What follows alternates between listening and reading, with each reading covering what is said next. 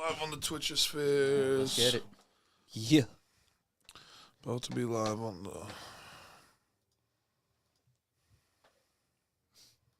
About to be live on everything. Everything and your mother. Everything and your mother. Whoa, easy, guys. Yes, and unless you don't like people talking about your mother, then we don't mean your mother.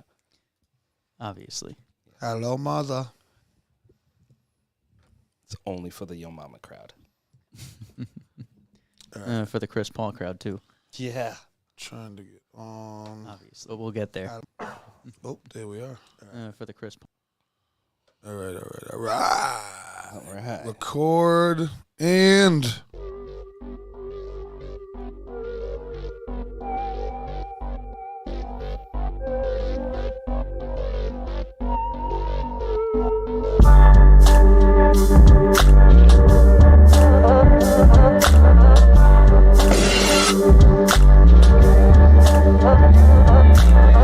What is up, ladies and gentlemen? Burt is back. Hey. Here with Certified T and Responsible Rob, bringing you the freshest of fresh sports hours, or hours and a half, so maybe 2 hours. Who knows how long we go? It's just starting here. We got a full lineup of shit.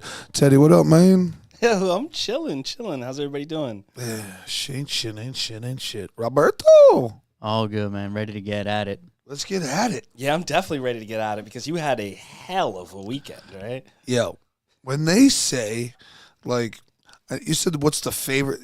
Go ahead, ask me, go ahead. So here's the thing, right? Like, when you came back, I was like, this dude looks like he is on cloud 9. 9. And so, like, I just had And a that might series be of an questions. understatement. Yeah, and look, most of us, we have never experienced the Kentucky Derby. Obviously, like, this was your first. And I think, like, most of our viewers, for the most part, like, it's not something that happens 10 times a year. So it's, like, it's not something that we all get to go to. So, like, I just wanted to kind of know your takeaway. So, like, what was your favorite thing about the Derby? So, like, one of my most favorite things is just everything being for free.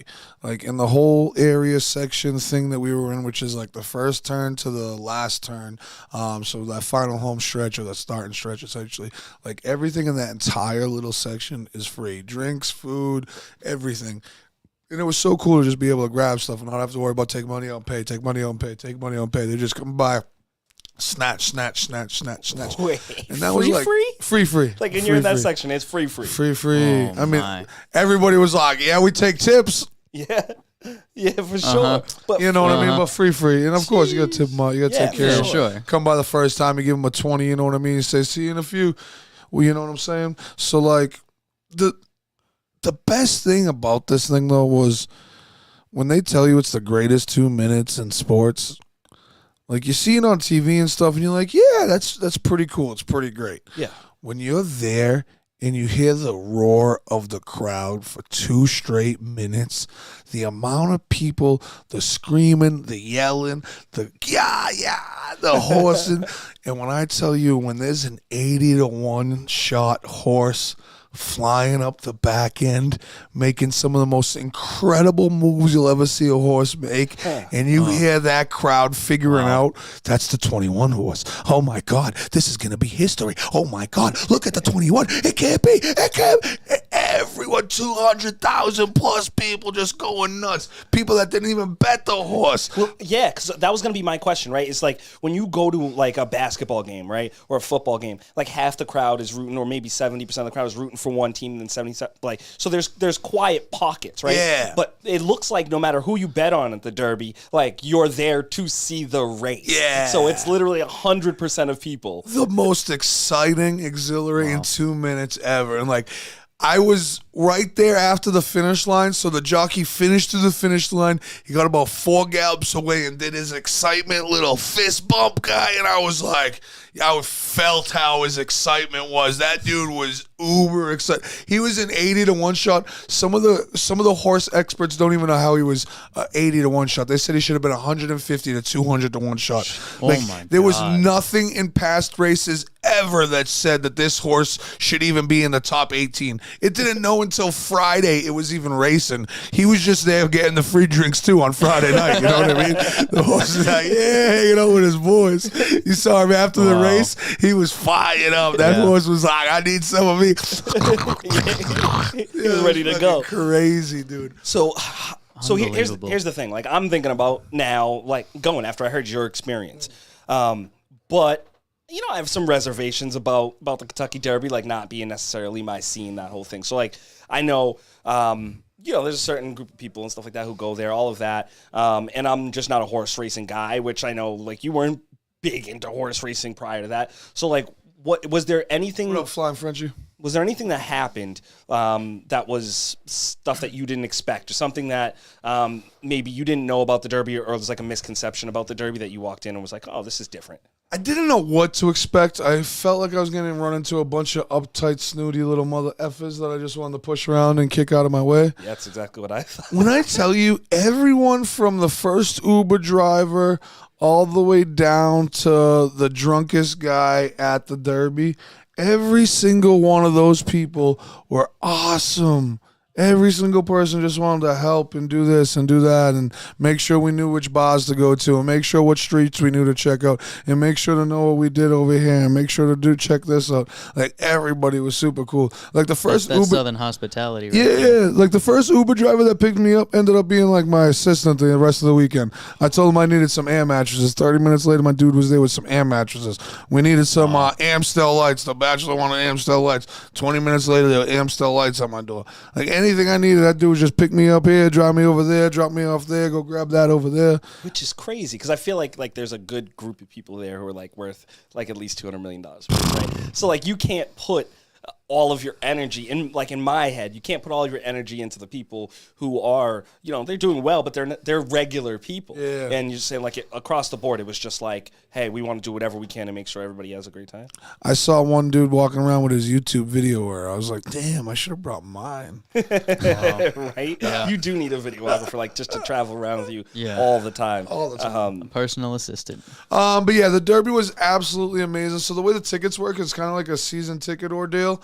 And the way that season ticket ordeal works is like, next year we'll have the same 12 tickets. If we want the same 12 tickets, we just got to pay for them. If not, next guy up in line. So I think we decided that at bare minimum, we're going to buy the tickets again and at least resell them. Yeah, but I don't want to get rid of them. Well, that was going to be my question. So, like, it's a once-in-a-lifetime opportunity, but, like, I don't remember who it was who said it in a song recently. I think it was actually Jack Harlow, that he was like, this is once in a lifetime until I decide I want it twice. So, like, are you going to go back? For sure. Okay. I will, maybe not next year. It might not be next year. It might not be the year after. But I will be back a couple times in my life. All right. That was one of the Beautiful. bucket list checklists that will continue to be checked off. Cool. I'm volunteering as a videographer. That sounds great. Heard. Yeah. All right, let's get into the sports hour. Yeah. So a lot of big things obviously happening over the weekend in some of the sports. And since our last kind of short show last week, the big one is Jokic. Jokic was named league MVP. How do you feel about it? Let's start with you, Rob. I'm straight with it. I know a lot of people are going to talk about, it should be Giannis, it should be Embiid, and there are plenty of other guys who deserve to be credited for the seasons they put together. Absolutely, I'm not trying to take away from that. But when you look at the numbers and you look at what that team is without him, when you talk about most valuable player, it's what that player adds to the team. And to me, Jokic is the clear choice. I don't disagree with it. I mean, Jokic was the best player and the most valuable player on that team, and probably the most valuable player to his team overall throughout the entire league. Numbers aside, without Jokic, that team is not a playoff team. That team's probably one of the worst teams in the league without Jokic. Maybe like bottom 5, bottom 8. But still, without Jokic, that team does not make the playoffs. Granted, they didn't have a good run in the playoffs or anything like that, but Jokic is clear-cut MVP in my opinion. It's a regular season award. You can't take anything away from because of what happened in the playoffs. So, yes, I agree with Jokic being MVP. So here's the thing. So I'm not going to call it a robbery, right? I think it was a 3-man race, and so I'm not going to call it a robbery. But you did say something about that team wouldn't be in the playoffs without him. I agree, but they were also a 6 seed, right? So I don't know if you can necessarily give all of that credit. Like, I would be curious to see. I know Russell Westbrook did it, but I'd be curious to see how many lower seeds have won MVP. Obviously, I put a little more stock into some of the other stuff. I thought that Giannis had the moments. I do think MVP is more of a storyline award where you follow throughout the season and you look for those MVP moments. I think Giannis had those down the stretch against the 76ers, against top teams in the league. And then I think my biggest gripe was just some of the talk around the numbers in Jokic winning MVP and how his PER set records and all of that stuff. Player efficiency rating, when they look at win shares, they look at offensive win shares. Those things don't quantify how important a player is on the defensive end. So I think that even though it's not a robbery, I think both Giannis and Embiid were obviously two of the top defenders in the league, and I don't think they necessarily got enough credit for that defense. So what was the answer to that? I heard a whole lot of mamble jamble, but I don't know if I got an answer to the question. I don't think it's a robbery, but I do believe that Giannis should have been the MVP. Aiden's Fire wants to know, was Rookie of the Year deserved? He saw Mobley as Rookie of the Year. It's really tough for me to answer that without being a homer. And not a homer in terms of being from Cleveland or anything like that. But I love Evan Mobley. I think he's the future of the league. So it's hard for me to go against him. I thought he should have been MVP. I agree. And some of it was... I agree as well. And some of it was like that eye test thing, like when they gave LeBron Rookie of the Year over Carmelo, even though Carmelo had he had a team that went to the playoffs. LeBron missed the playoffs, that type of thing. So I would say that it should have been Evan Mobley. So obviously the league is formatted a certain way, and every league does it this way. Do you guys have a problem with voting on MVP? Like, it doesn't look good, obviously, to see your MVP go out in the first round, but that's how every league does it. So do you have a problem with them voting on it preseason? Why doesn't it look good for the MVP to go out? Well, because you say, that's your most valuable player, and then, when Giannis won it, we wanted to see if he'd be able to go on a run. And some of that has to do with being a 6 seed, obviously, and winning it as a 6 seed. But you want to see your MVP go on and on his run. Do you have a problem? I don't have a problem with it just because in all the leagues it's like this, and also it's been like this forever.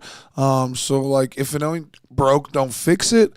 And that's why we also have awards for the playoffs. We have Super Bowl MVP. We have NBA Finals MVP. We have those MVPs for the guys that make those runs in those moments, and we have the MVPs for the regular season. So I don't think there should be any changes made. I like the way that it works. Gives guys 2 chances to win. Yeah, I think that's the consensus overall. Are you with that as well? You're okay with that, Stone? Yeah, I completely agree with B. I mean, look at baseball. Bryce Harper and Shohei Ohtani won their respective league MVPs last year, and neither team made the playoffs. Yeah. And there's a reason for that. They're good players on teams that just don't have it all put together. The only thing I would like to see changed, and I think this would make it a little more fun, is I'd love to see the players get involved in the voting process. I'm okay with the panel of 100 writers, broadcasters, journalists, whoever you want to put on the panel. Let them vote, put their votes in. They have to be in by a certain date. And then you announce the final 3 in no order and just say, hey, these are the 3 finalists, and let the rest of the league vote. I actually really like that. That's not terrible. Yeah, and I think formatting-wise, that would work. I personally... And then you could even open it up to the fans, too. Let the players and fans vote who they liked the best. Yeah, as soon as you get down to the finalists, you have the right guys. Then it becomes a social media campaign. Yeah. It does, but you're not going to end up in the situations where you have a player who doesn't deserve it. Like if you do it his way. True, because there's already 3 people that deserve it. Yeah, gotcha. I think there's 1 or 2 changes that I would make, and you can't do them together. So one is they need to either institute a playoff MVP, and right now, you can stink up the playoffs and then ball out in the finals, and if your team wins, then you're the MVP, right? But if you're not going to do a playoff MVP because there's nothing for the first couple rounds, then I think they should do it after round 1 of the playoffs. Because your MVP is always going to make the playoffs, but it is a test. We're in this to win. So when the game slows down and it's all about focusing in, I would like to see that matter as well. And it doesn't have to be weighed more heavily, but I'd like it to matter. I understand. All right. So there's a touchy subject on the next one. Obviously, we've had a lot of issues with, in different sports of fans, doing things that aren't necessarily okay. And over the weekend, we had a fan make contact with Chris Paul's mother and wife. I know this is a subject that is pretty sensitive to you, B. So if you want to talk a little bit about it, and then I'll just talk about kind of my thoughts and how do we stop this. So I'm one of the firm believers in these are athletes. They're made to set examples. They're supposed to do things that others shouldn't be able to do. They're supposed to be able to hold back their anger some. They're supposed to be able to hold back their emotions some. They're supposed to be able to fight these urges. And I'm a firm believer in the many, many examples that we've had across the league for the last few years that you just can't go that extra step being the professional athlete. It's all off in this case. There's a couple things we learn, especially as men. You don't put your hands on women. And for two kids, not even grown adults, for two kids to have the audacity to put their hands on Chris Paul's mother and wife. On Mother's Day, nonetheless. On Mother's Day, nonetheless, is I applaud Chris Paul for just telling him that he'll get you. He'll see you outside. Like I don't know. I granted he's in a different scenario than every other player in the NBA because he's had the NBA Players Association. But man, I give him a lot of credit. Someone puts their hand on my mother. I don't know if there's anybody holding me back. Like, it is absolutely appalling that would be. I would be more understanding if it was a 30-year-old drunk a 24-year-old drunk college kid that was stupid and put his hands on his mother and, yes, smack him upside the head. I am even more appalled that it was a 15 and 9-year-old kid, a 10-year-old kid with their mother. Yeah, shame on that mother. Not even with, like, their father or something, with their mother. Acting like this? God damn. I give Chris Paul a lot of credit for just telling him, I'll see you. I'll see you. I'll get you. I'll see you out there. Yeah, it was wild to me. And honestly, I would have been, not full malice in the palace, but I would have been okay with him going up in the stands. Like you said, it's one thing that you're taught is to protect your mother, your wife, and never to put your hands on women. And, I think across the board, besides Will Kane, everybody is saying that this is one of those situations that everything else goes out the window. But how do you stop it? Because it's getting worse, right? Like, since everything's escalating since the world opened back up and stuff like that. So, like, first of all, what are your thoughts on what happened? And then, like, what do you think, Rob, in terms of, like, how do we begin to shift this back to what it used to be, which is heckling? Well, first and foremost, I completely agree with you guys. It is appalling and unacceptable that any fan should hit or contact another fan in any way, nonetheless a player's family. I'm at a loss for words. It makes me mad, like just straight up anger. I think teams really need to step in and venues need to step in. We've seen lifetime bans in the past. Mm-hmm. I don't think we've seen enough of them. That sets a precedent. That sets an example of, hey, we don't allow this. Yeah. I don't know if it needs to get to the point of criminal charges or felonies, but I think at least starting with, hey, if you're going to do this in our venue, in our private space that we are letting you enter to watch our team play, we don't stand for that.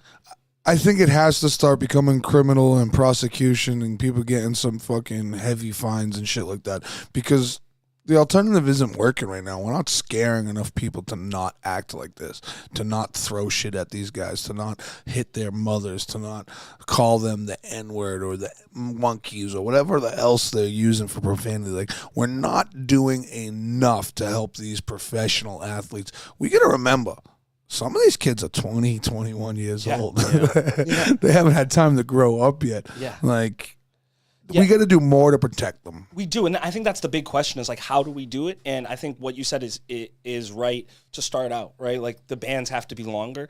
I also, like, I heard what Shaq said about how if he had family members and stuff going to the game, that he basically hired his family members as private security, which, like, was an interesting take on it that I didn't know.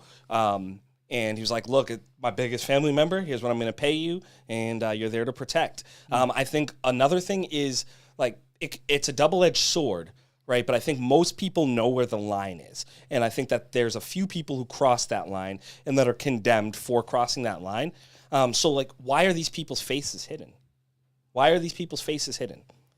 If I'm somebody who, like you said, is screaming the N-word, like, my face should be on the Jumbotron. And I think when it's... I'm on par with you on that. And I get it that it could potentially embolden people, like when you see people running on the court and running on the field, and that stuff is shown nationally. But I think if it's not shown nationally and it's just shown in that building, and they don't, the cameras don't go to the Jumbotron, put that person's face on the Jumbotron.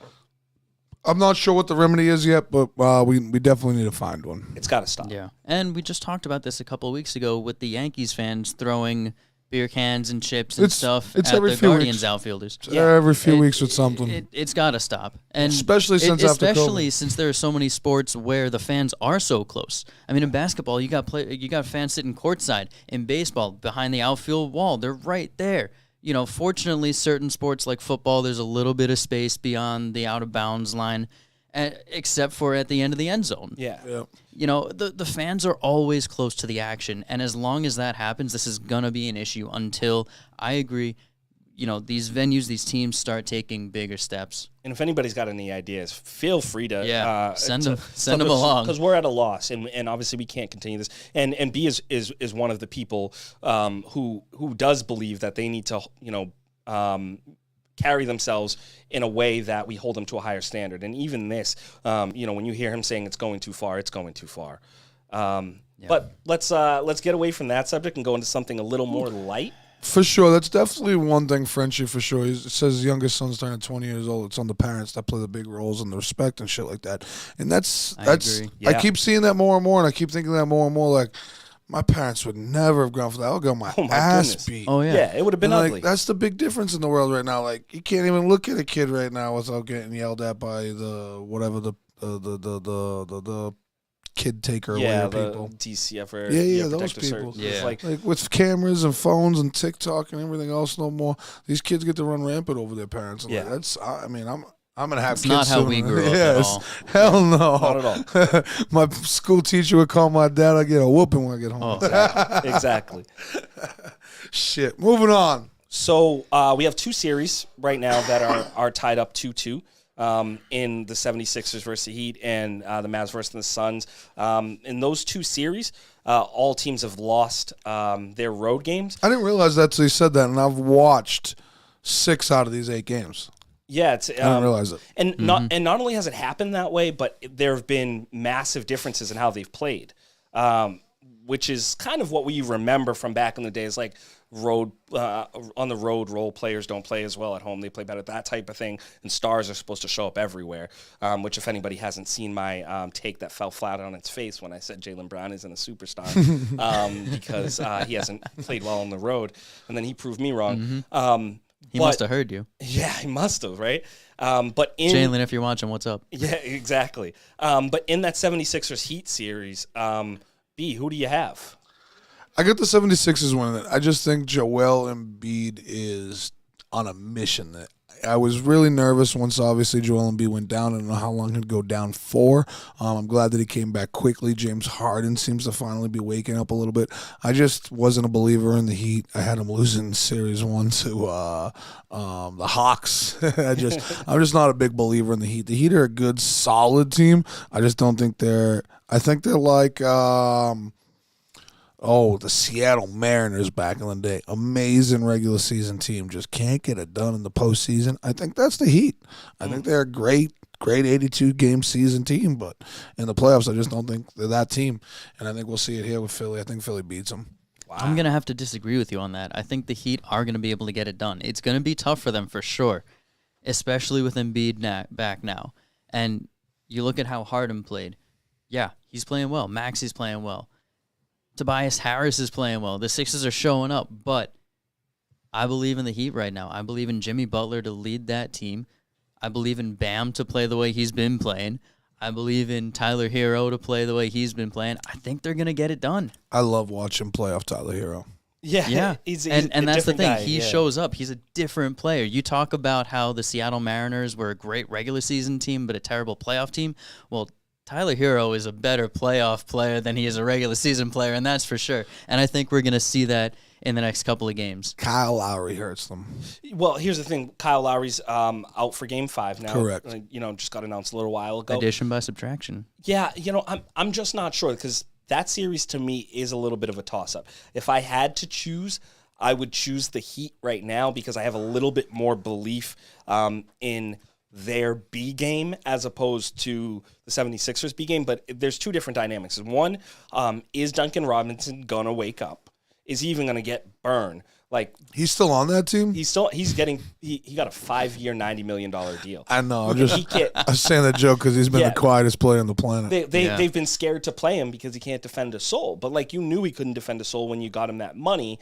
The point is you have to run plays to get him open, and then you have to hide him on defense. So that team is completely different when Tyler Hero and Duncan Robinson are balling. On the other end, that 76ers team is completely different when James Harden is this version of James Harden that we saw in Game 4 and not the previous versions of James Harden that we saw. So And I don't think he can keep that up for more than a couple games at a time, which is why I feel confident in the Heat being able to pull this series out. Now you're just looking at a best of 3. Yeah. So you're talking James Harden after doing it in Game 4, he's got to do it again in Games 5 and 6, or 5 and 7, or 6 and 7. I don't see it happening. Yeah, when James Harden plays like James Harden, everybody else gets to play their natural position. So Tobias Harris doesn't have to take people off of the dribble. Tyrese Maxey doesn't have to run your offense and run a point guard position. He gets to fly, play defense, leak out on the fast break.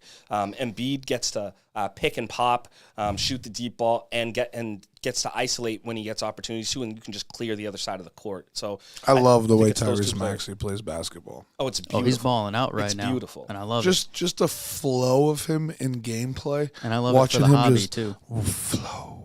But when It's just Harden so isn't pretty. playing the way Harden's supposed to play, He can't flow like he he doesn't can. get to flow like that because he has to worry Mm-hmm. about getting others involved and facilitating and stuff like that. Do you really? Oh, God. And the dog said, "I love sports." Oh, Lord. Oh, sports. What up, Maddie? I get the Mavs in the next series. I get the Mavs. I told you guys I bet the Mavs and the Grizzlies pre-playoff start to go to the finals. I'm still sticking with one of them. I don't think it's going to be the Grizzlies, so I'm going to be on the Mavs bandwagon. Luka, even in his worst games, are still playing very, very good. He might not be shooting the ball great, but when you're 2 for 11 and still dropping like 37 points, that's balling. Yeah. He's averaging, I assume, a triple-double or very, very close to a triple-double. The guy just can't be stopped. The way he takes it to the rim, the way he can, there's just so much about Luka that I just don't think you can beat him in a 3-game series, and we're about to find out. Yeah, see, this is the series that for me is a little more of a toss-up than the Heat-Sixers series. I love the way Luka's been playing. I love the way that Mavs team is coming together right now. But I also really like the way Chris Paul can lead that Suns team. And you got Monty Williams coming off winning Coach of the Year, which we'll get to in a minute, but I wanted to point that out now. I think that team is riding high. And now, again, you're talking about a best-of-3 series, and I think they're going to get it done. I think the Suns are going to get it done, but, again, it's a toss-up for me. I just don't think with CP3 you can get it done. But here's the thing, though, right? Personally, I'm Mavs all the way. And it's very simple for me is seeing him play against two series against the Clippers.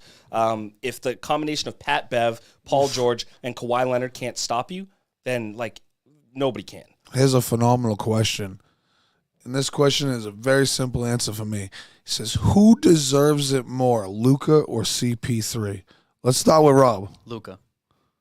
I'll say he deserves it more for sure. Teddy? Luka. There's nobody in the world that deserves a championship more than CP3.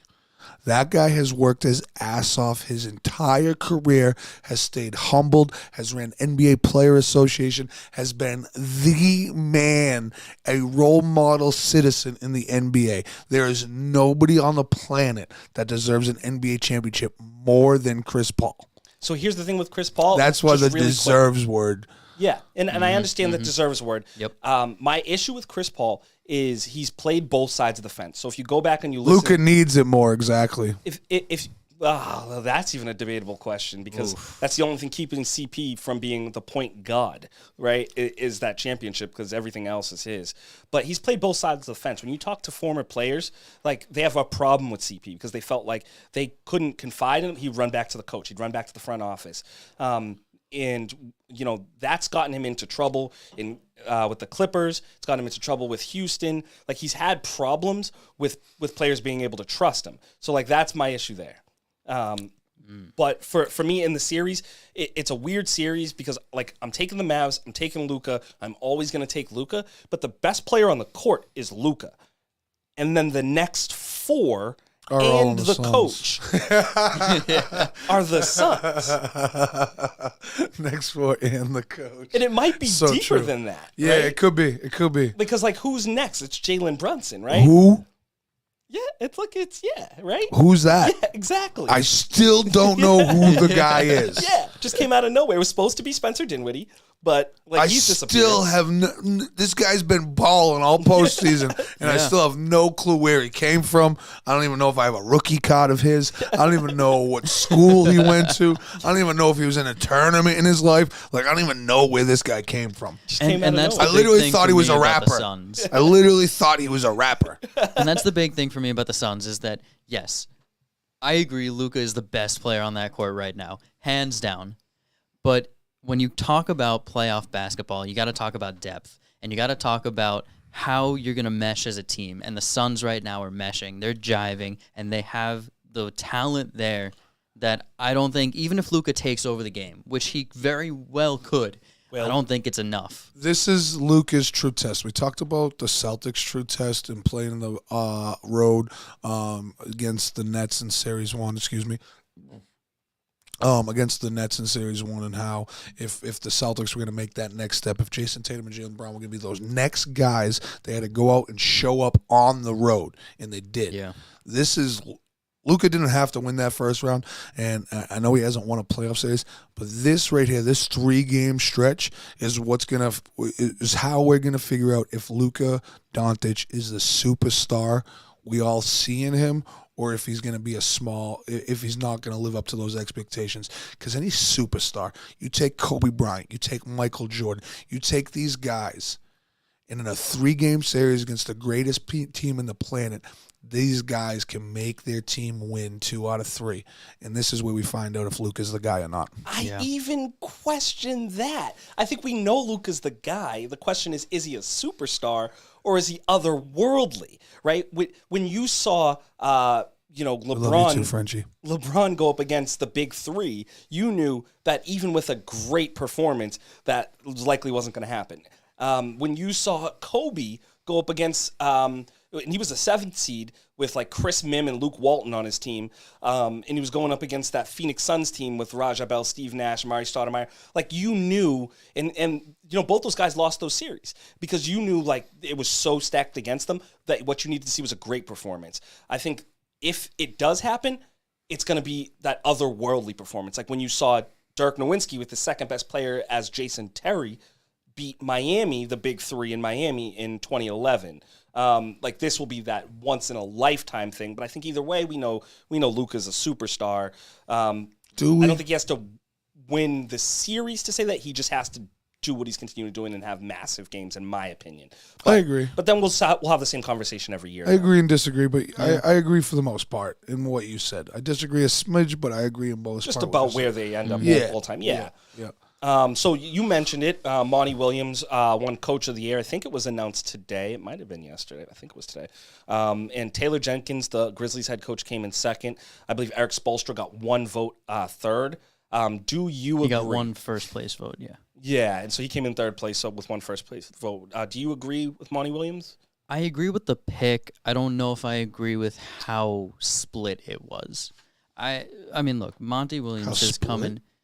Yeah, how lopsided it was. Yeah. Oh. I mean, Monty Williams got split. I was thinking like split. No. How Lopsided. Yeah.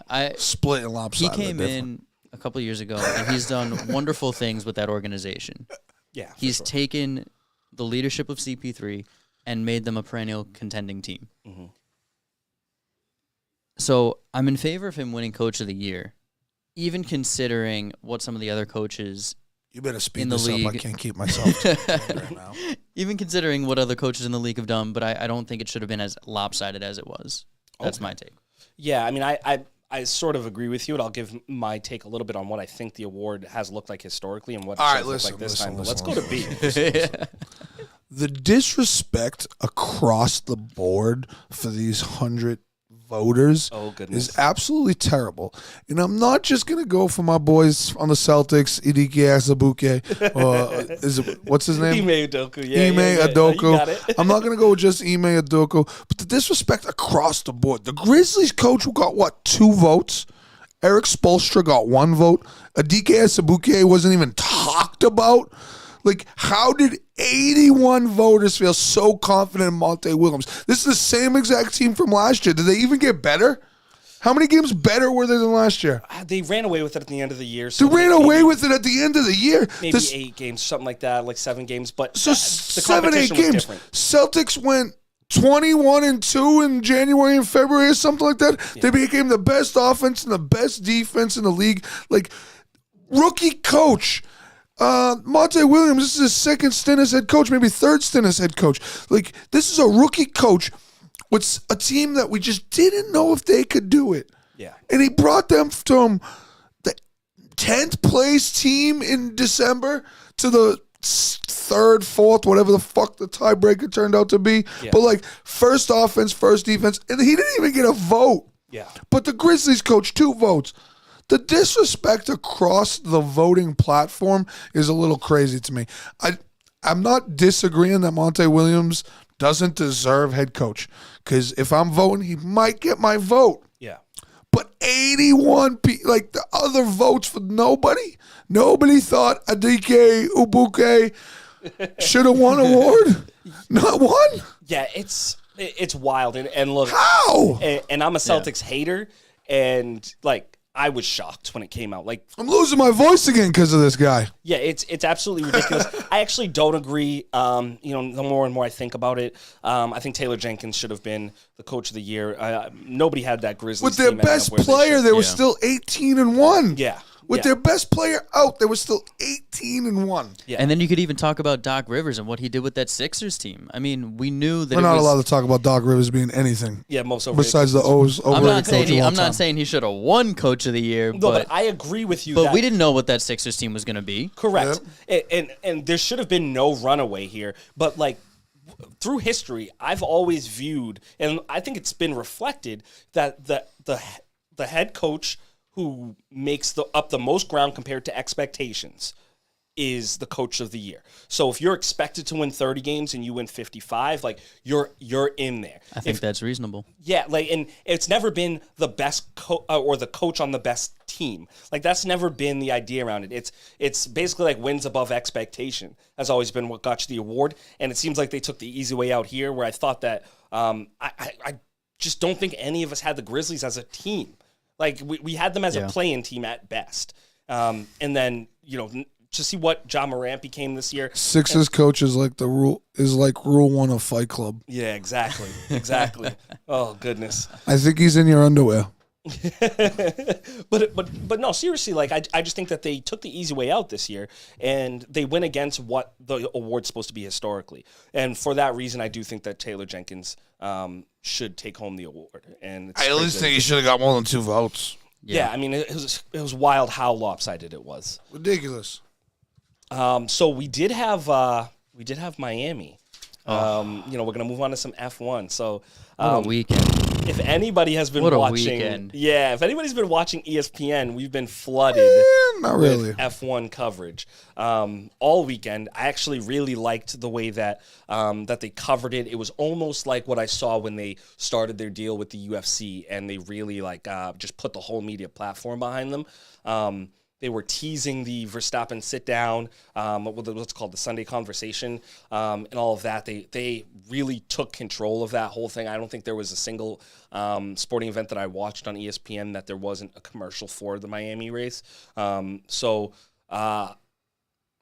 Verstappen ended up winning, right? Yes, he did. Ain't no stopping for stopping. Not in the U.S. So, funny stat, and I don't know if it was you who told me or for somebody else, but Verstappen won. There was only one race last year, right? In the U.S., and that was in Austin, and he took that one as well. So, if I'm gonna go ahead and put in my preliminary pick for Vegas, Putting in for next year already. yeah, I'm just gonna go ahead and go with Verstappen because the man can't lose. Before we US. even get to Vegas next year, there's still another Grand Austin, Prix, right? Austin, in this year. Yeah, but I think that's a foregone conclusion.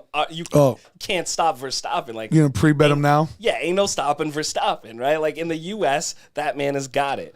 I don't know. Ferrari runs a tight ship. That squad's right there. That squad's right there, pushing at the door. Leclerc still in first place. Sainz still getting up on the top.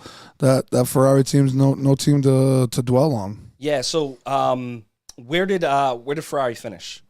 They finished 2 2 and and 3. 4? 2 and 3. Yeah. 2 and 3. So they both Leclerc podiumed. taking second, Sainz taking third. And Sainz had a heck of a weekend. The fact that he finished the race at all is a testament to how he is as a driver. What happened on Sunday? Anything that I missed, or just a crash on Saturday? There was, I don't think there was anything on Sunday besides the fact that like he was noticeably from everybody who was around him in tons of pain. Yeah, just fucking crashed into a wall. Yeah, he's Yeah. At 200 miles an hour. Well, and keep in mind that during these races, I'd be a little sore too. yeah, exactly. and the crazy thing is that when you're dealing with those levels of pain, keep in mind that these drivers are dealing with multiple G-forces on the turns, on the braking, on the acceleration. So if you're dealing with neck pain and you're going under those G-forces for an hour and 45 minutes of driving, that's a lot. So my hat's off to Carlos Sainz for racing this weekend and finishing third and taking a podium spot. I mean, that's just amazing. Yeah. Does this make Ferrari podium in every single race so far this year? I believe the answer is yes. I believe that, so, yes. right? Yeah. And the other thing to note is that George Russell from Mercedes finished fifth, keeping his streak going of the only racer to finish top 5 in all races this year. Well, let's just talk about the big three for a second because, like, if you were F1, Who are the big three? The big three in terms of race Red Bull. teams. Yeah. Teams. Red Bull, Yeah, Red Bull, Ferrari, Ferrari, Mercedes. Mercedes. Yeah, because if you were the sport as a whole, and you're talking about growing, you're talking about adding races, and just increasing your notoriety. Where did those three teams finish this week or this weekend? In the top 6, right? All top 6. All top 6. All top 6. So I didn't get to watch the race, and you guys told me about the safety car making it even better, but I just saw the final standings and saw all the people in the top 6 and was like, wow, this must have been a really good race. Even if Verstappen ran away with it, I assume 2 through 6 would have been bad on their whole time. And the most exciting thing for me to watch in all of this was that George Russell started 12th and dropped down to 14th very early on in the race. So for him to battle back like that and finish 5th, that's, again, incredible racing, incredible gamesmanship, and hats off to him, too, for that comeback. And then even missing the podium, to pick up 9 spots over the course of a race is a lot. And then hats off to ESPN because now I am even more interested in Vegas. Like, did you see the stars that came out for Miami?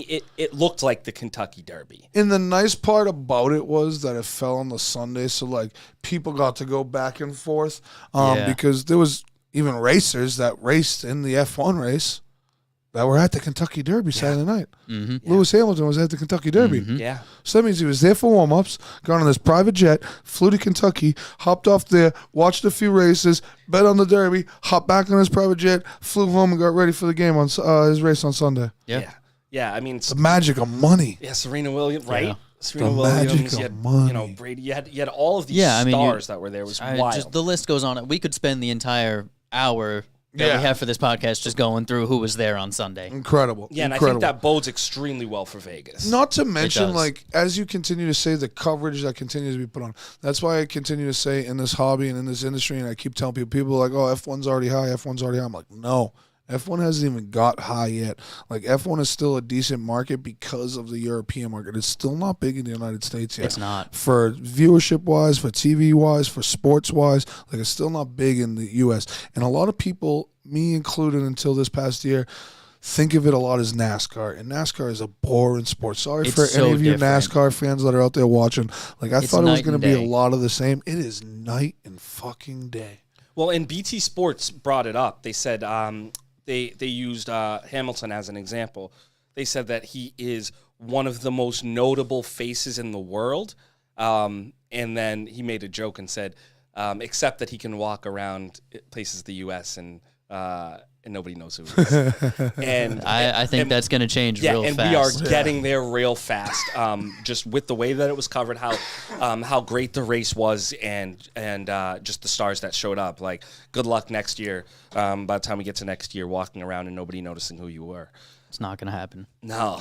Baseball. Yep. So it's time to go into a little baseball. So, we got Rob's responsible recap. If you want to give us the top highlights to start out with. I like this. This is where I get all my baseball recap into. Exactly.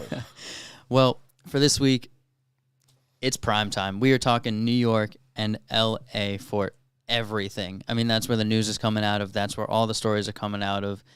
For the MLB power rankings, you're looking at 1, 2, 3, Dodgers, Yankees, Mets. And LA and the Angels coming in 8th. So all 4 of those teams are top 10 in baseball right now. And we do get it that they're technically Anaheim. We get it, but they're LA. Yes. For all intents and purposes, they're LA. Yeah. There's a reason that their team abbreviation is still LAA. Exactly.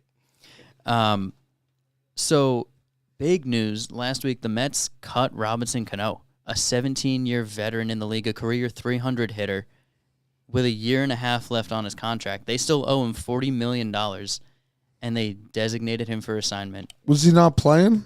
He was playing horrifically. He was hitting 195 on the season when they cut him. See, this is what we talked about a couple podcasts ago when I said there's no other sport. That's why prospecting scares the shit out of me. That's why I try to stay away from baseball cards in general, because you could be the greatest player on the planet one year, and a year to 2 or 3 years later, you could not have a job. Yeah, how many times have we said that this person was supposed to be a world beater by the time they get to the end of their career? Like, we miss on guys who have played in the majors for like 2-3 years so often, more than any other sport. We were just talking about Ryan Howard the other day, right? Robinson wow. Cano, did anyone pick him up? Not yet.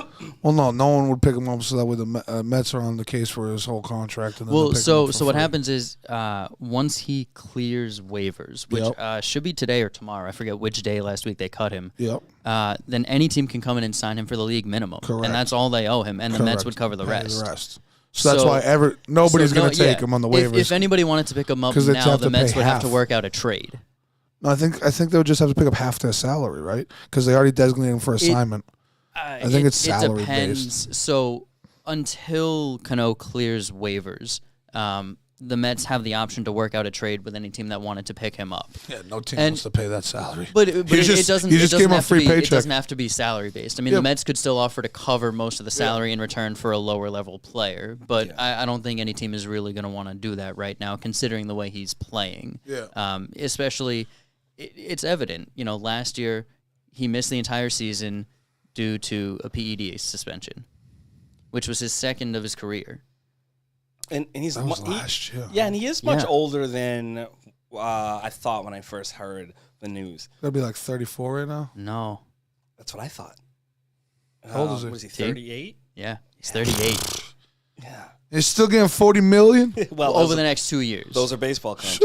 His contract runs until the end of the 2023 I'm season. gonna start getting back in baseball shape. Right? Yeah, really. I just gotta be But- good for 3 minutes. But, working around the rest of New York versus LA in terms of the news for the Dodgers. Walker Buehler has been an absolute phenom for them this year. They've been talking about him over the last couple of years. I was not a believer. I didn't think he'd turn out to be the kind of pitcher that they were talking about. I love me But some he's Walker showing Buehler. up. Oh, he's got a 4-1 great name. on the season with a 1.96 ERA, 32 strikeouts to 9 walks, and he's got a complete game shutout already in 6 starts. And if you look at the good seasons he's had, 2019 and 2021, in those seasons respectively, he started 30 games and 33 games. He finished 14-4 and 16-4, and he's already 4-1 this year. So he's on pace to have another one of those kinds of seasons. It looks like he's their guy, and he's going to be the ace once Clayton Kershaw hangs it up. Jeez. When's that? It's got to be coming up. It's got to be coming up. I mean, he's on Kershaw's on year 16 in the league, something like that, 15, 16. I think he'll stick around another year or two as long as the Dodgers are still making the playoffs every year. But I think within the next couple of years, for sure, he's going to be done. And he is a guy who does depend on his stuff, being pretty tough from a velocity standpoint. Yeah. I would say maybe a year. Like you said, it depends on how the team performs, though. Yeah. And moving up the road to L.A., Mike Trout. Whew. Is he balling? Oh, he's right now on the season, his slash line, which is batting average, on-base percentage, slugging, is 319, 441, 659. Those are all above his career averages. Yeah, he's straight up balling. He's not the only one on that team that's balling, but He's not. I mean, Ohtani is hitting well. Syndergaard is having a resurgence of a year pitching for them. That team is kind of coming together at the moment. what did Ohtani just do? He had a first. What was his first that he just had? Was it yesterday? Yeah, it was yesterday. I know. I told you. Are you blanking? Goodness. Grand Slam. Yep. He He had his first career Grand Slam. And it was his 8th career multi-home run game, which is the record for any Japanese-born player. Hey. It's wild. And then moving over to New York, Aaron Judge. I didn't think he could stay healthy, but as long as he stays healthy, he's hitting. His slash line's 283, 349, 616, which is all at or above his career averages. He's tied for the league lead with 9 home runs. His OPS is almost 1,000. And then you look at guys who weren't even supposed to be names on the team. Nestor Cortez took a no-hit bid into the 8th inning yesterday. Who is he? I had never heard the name before. Yeah. But, I mean, these teams are playing. Nestor Cortez. And this all comes I'm back 16. to the Mets cutting Cano. It's addition by subtraction. Yeah. These teams are finding ways to bring it together. The Angels sent Joe Adell to the minors. If you're not playing well, there's no room for you. Really? And it's clear that these teams are in it to win it, for sure. Which brings up a good question, and we'll just cover this really briefly this week, and then we'll build on it a little bit more next week. But I'd like to start a new segment.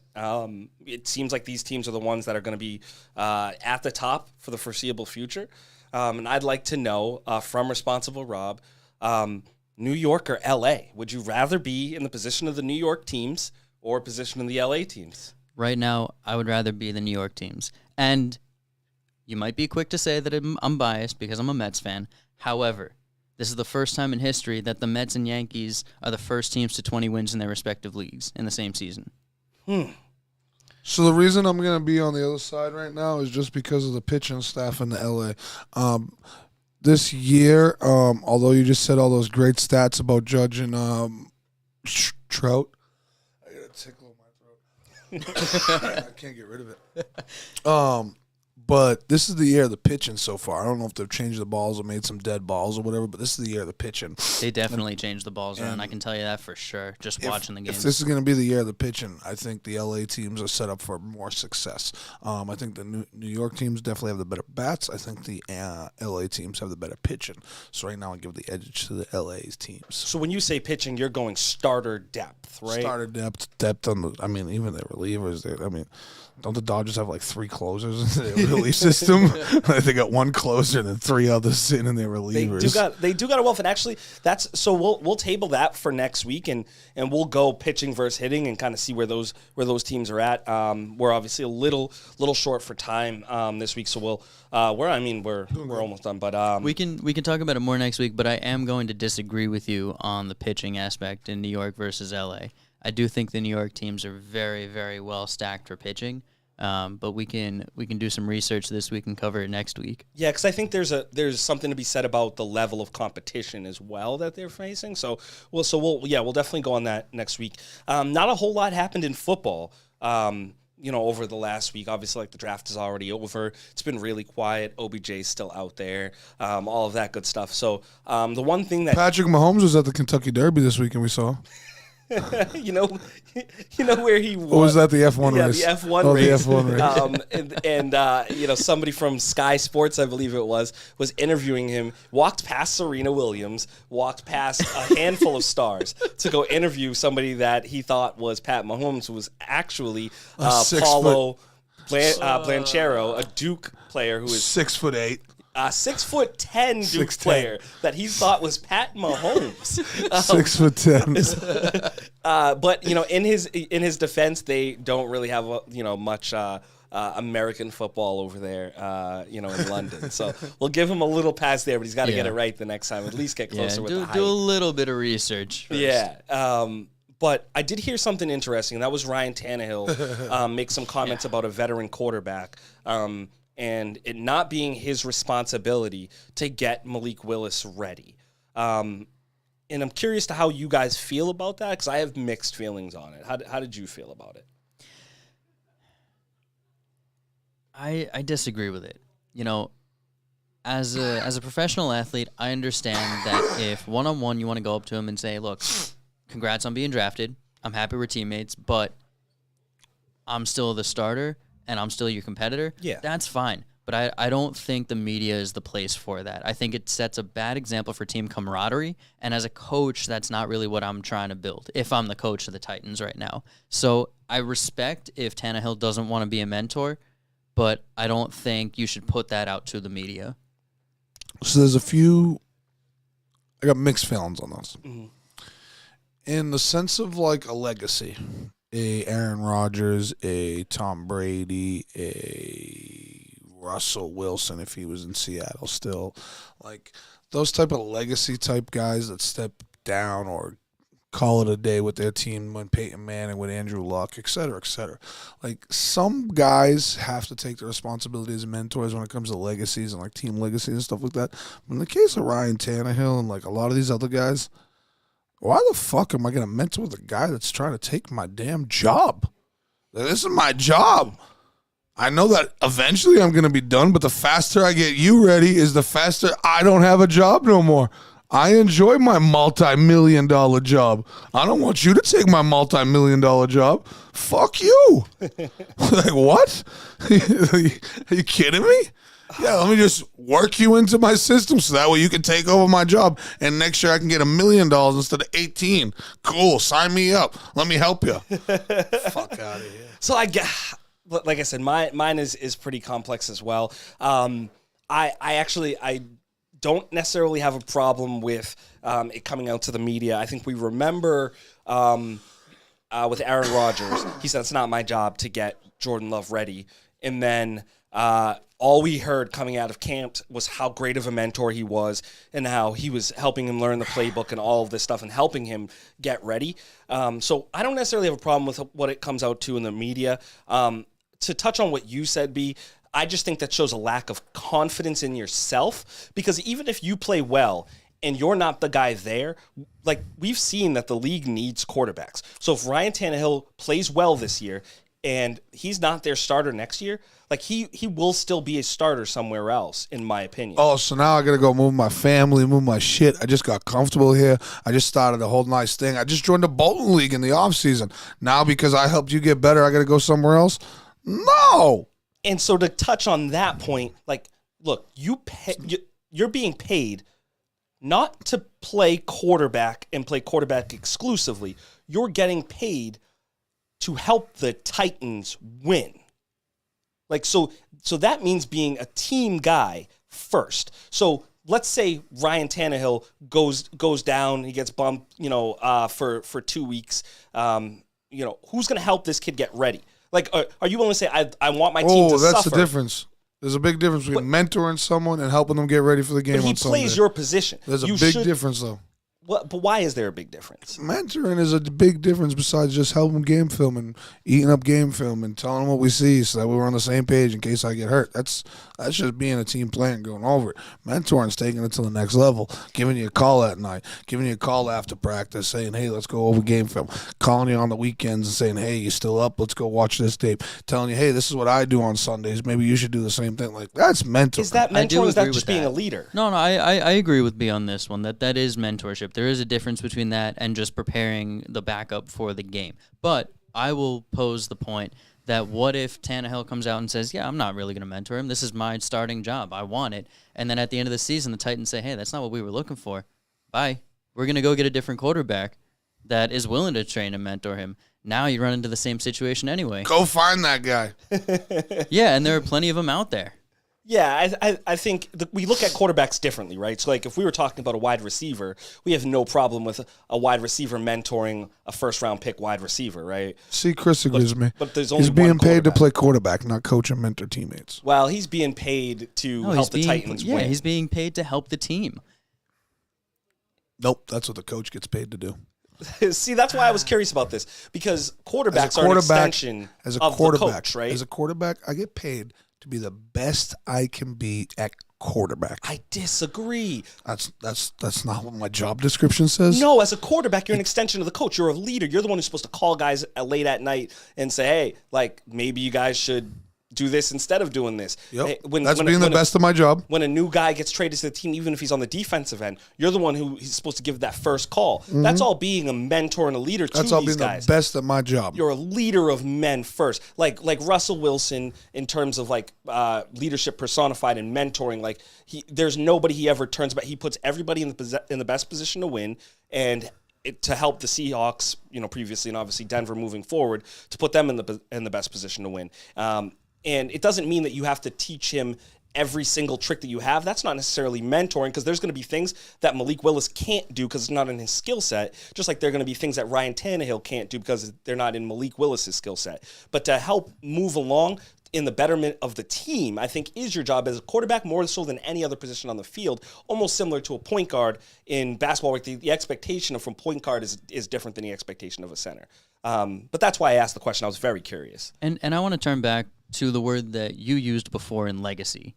And we talked about guys like Tom Brady, Aaron Rodgers, Peyton Manning, Russell Wilson, guys who are leaders. Ben Roethlisberger. And let's focus in on Aaron Rodgers for a second. Who was he under? Brett Favre. Brett Favre spent 3 years with Aaron Rodgers waiting in the wings. And he's still... I don't know to the extent to which Brett Favre mentored Aaron Rodgers, but I certainly don't think Aaron Rodgers would have been the quarterback he is today without some sort of leadership from Brett Favre. So the rumors were that he mentored him. But to the media, once again, he was like, that's not my job. And so that's why I'm okay with anything that's said in front of the media, because that's happened with both Brett Favre and with Aaron Rodgers. Again, Chris is almost said, being a locker room leader is different than preparing the next guy to take your spot. But there's a quarterback room, right? And you're preparing and you're giving best practices, you're going over game film, already. But that is what is in your job description. So so are we talking about the work environment that we're created for him? This and being the word you used on this piece of paper is mentor. Says mentor. Yes. So there's a big difference between being a leader in the quarterback room, being a leader in the locker room, and being a leader to your teammates. And then there's a difference between mentoring. You could also talk about an obligation to the game of football as a professional, that it's your job to mentor the next generation and teach them the right ways to play the game and how to play. And you're representing not just yourself, you're representing your team and the entire league every time you go out on that field. And yes, there's a difference between, okay, this is how I play, watch and learn, versus, okay, let me actually sit down and text you late at night and call you and go over more than just game film. And I think that's where the responsibility lies, is you have these quarterbacks who have had good careers, and the great ones, the ones who think about their legacy, how am I going to be remembered for my time in the league? They focus on how the quarterbacks who come after them represent themselves. Yeah, and that's why I asked the questions, because I don't necessarily think there's a right or wrong way to look at it. I just think that there's a question of how far is too far, how much is leadership and how much is mentoring, and is leadership and mentoring different in terms of the expectation for a quarterback than it is for other positions. And that's where the question to me had so many answers and so many different directions you could go. I think the expectation is different for a quarterback. Yeah. Agree, Chris, and that's why I think it's a big difference. Chris says that's why I don't think Tannehill meant it as it came across. I'm sure he was going to set up his team for success, and that's exactly what I'm saying. Tannehill's not going to not set his team up for success. He's not that kind of guy. But I just think there's a big difference between being that leader on your team, being that leader, that quarterback, being a leader in the clubhouse, to mentoring someone. And I just don't think that Ryan Tannehill is in a position to mentor a young quarterback. Like Aaron Rodgers could mentor Jordan Love if he wanted to. Tom Brady could mentor Kyle Trask if he wanted to. But some of these guys, like I'm trying to think of a fringe quarterback for you. Jimmy Garoppolo's not mentoring Trey Lance. You might not want him to either. But something like that, like, you know what I'm saying? Like, Mariota's not going to mentor whoever Atlanta just hired because Mariota's playing for, like, you know what I mean? Yeah, and look, I don't necessarily disagree with, and I think Ryan Tannehill will do the right things behind closed doors. But I actually think that this was a message to the franchise more than it was to Colin, DM me afterwards.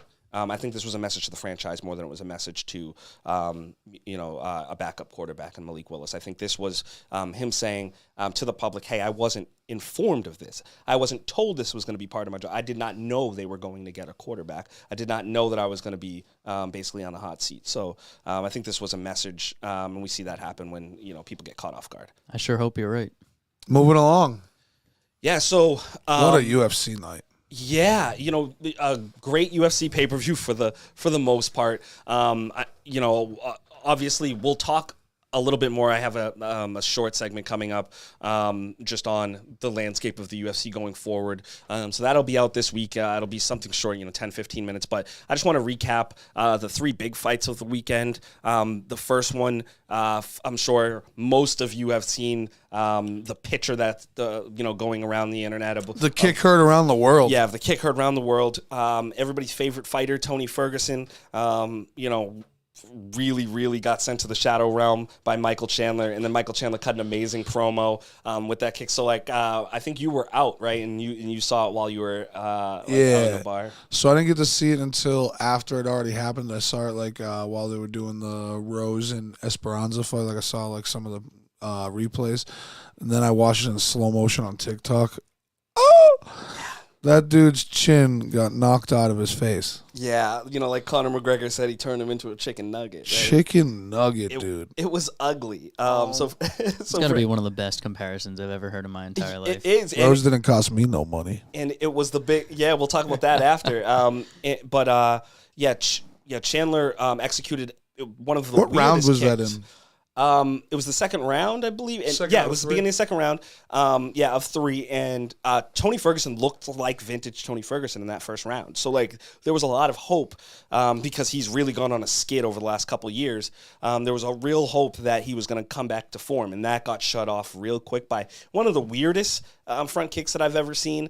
A little hitch to it. Yeah, but maybe the very best front kick that I've ever seen. The last one was Anderson Silva, and this one I think topped that. It was pretty. Yeah, it was once in a lifetime. I think we gotta move on to Rose Namajunas, aka Thug Rose, is what the people call her. I'm a hater of her, so I don't call her that. And Carla Esparza. What was this? It wasn't a fight. What was this? It looked like a high intensity chess match. So this was supposed to be this was the main event, a title fight, a 5-round snooze fest. An absolutely snooze fest. Teddy told me there were only 71 significant strikes thrown in the 5 rounds.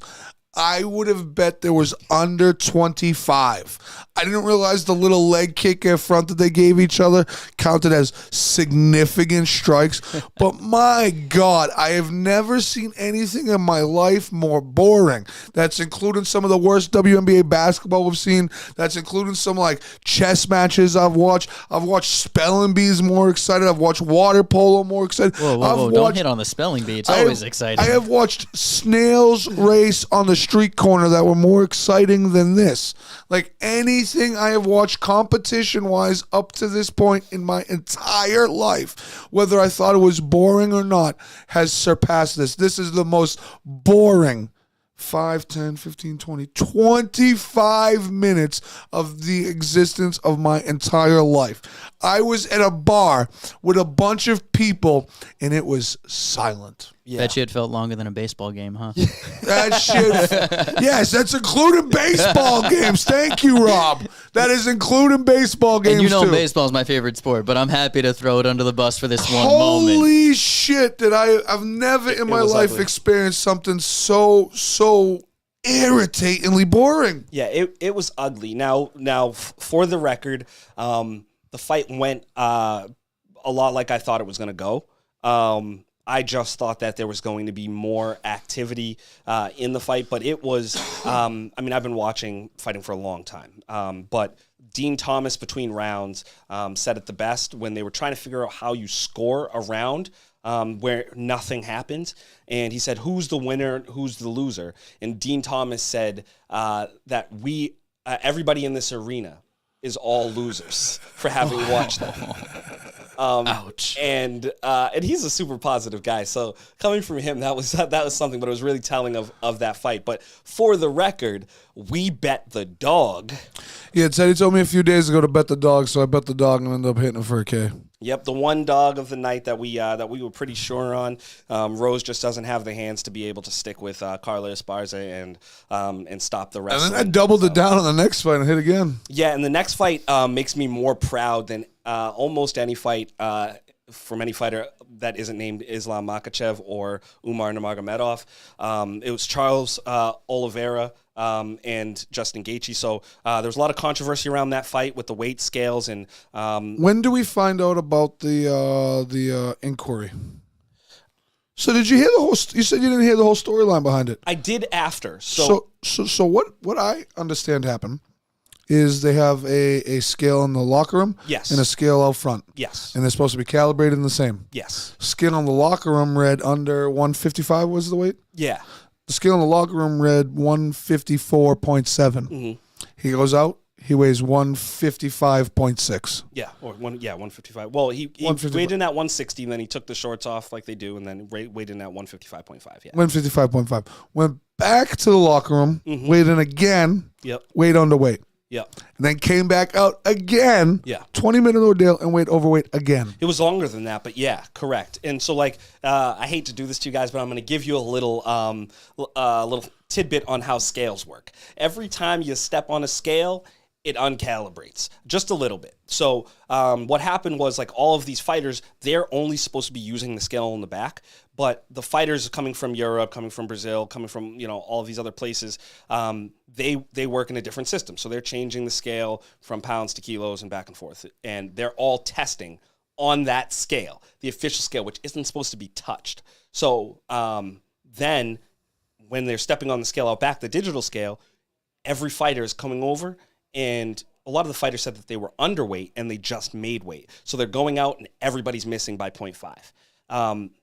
I have a little bit of problems with the fact that Charles didn't go out back and try to lose more weight, but he did say, like, look, I'm a champion and I'm not going to deplete myself further.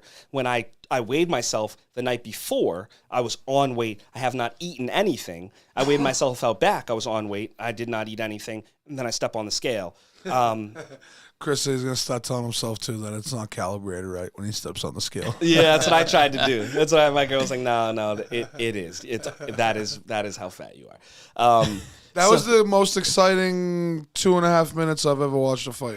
Yeah, and honestly, the build up was really great. So I've been a big fan of Charles Oliveira. Just his turnaround story has been amazing. He's been fighting since like 2008. And so I kind of grew up with him in terms of fighting. And all week, so he got stripped of the title, and all week he goes with the translator because he only speaks Portuguese. And every question they would ask him, he would say, the lightweight division has a champion. The champion's name is Charles Oliveira. And he just kept repeating that. They would ask him 15 questions, and that's how he started off every question. And it was just such like a cool moment. And like, I'm on Twitter and stuff like that after the fight, and everybody's saying the lightweight division has a champion, and his name is Charles Oliveira, or as I call him, Charlie Olives. But like I had told you, he was tailor-made for this fight against, the highlight reel, and Justin Gaethje puts people's lights out. Just didn't think he could put his lights out because his style just isn't made for that. Gaethje landed, it was actually 2 nasty calf kicks in the beginning of the fight. I thought it was one, and you thought it was one. I went back and I watched it. But that Muay Thai style where Charles Oliveira lifts up the leg just takes that away. I haven't seen so many People get stunned in a fight. Stunned and dazed fight moments in a 2.5 minute fight than I did in that day. Like, I wasn't sure if there was 4 or 5, maybe 6 times. I knew for sure it was 2-2. Each guy got dazed at least twice. Yeah. Charles Oliveira helps out by just falling on the floor and turtling up. Yeah. Justin Gaethje, I thought, was asleep standing up 2 different times. Yeah. Those men took a couple hits that I was like, oh no. Yeah, and it was really Someone shocking. called their mother. It was really shocking because Gaethje puts people's lights out, but Charles Oliveira, he's a puncher, but he usually doesn't make you wobble like that. And it seemed like every time he landed that right hand, Gaethje wobbled. But even as a non-fight aficionado, the one thing that you saw and you kept talking about was that he has this ultimate cheat code built in, right? Charles Oliveira. Yeah. Because his jiu-jitsu is so good that if he gets hit and he doesn't feel right, all he's got to do is go right to his back. It's You get 3 come to into my 5 guard. seconds. Yeah, he's come into my guard, and he knows nobody will, so he gets to recover and then get back up and go back at it. It doesn't look great for the judges, but none of his fights go to the decision, so it doesn't matter. But I thought this pay-per-view was great. I just thought that if there is one, if you told your friends to watch this pay-per-view and told them that this would make them a fan, you just hope that they missed the Rose fight and that they were watching Canelo and Bivol, which was on at the same time, because that fight was the worst in history. All right, guys, there you have it. We are going to keep our last segment, the new segment, a surprise. It'll be our new Wednesday segment. We'll get Hefe in here for this segment. It'll be our new Buy Low, Sell High segment here at Fresh Pulls. You're going to start having the Fresh Sports Hours on Mondays, the Buy Low, Sell High segment on Wednesdays, and don't forget, soon on Thursdays will be the Make Your Case Sports Debate Show that you will not want to miss. As always, Burt and his hot hands here on the 1s and 2s, sitting by side with my man T, Certified Hey, and Responsible Rob. We will see you guys all next time here at the Fresh Studio. Hey.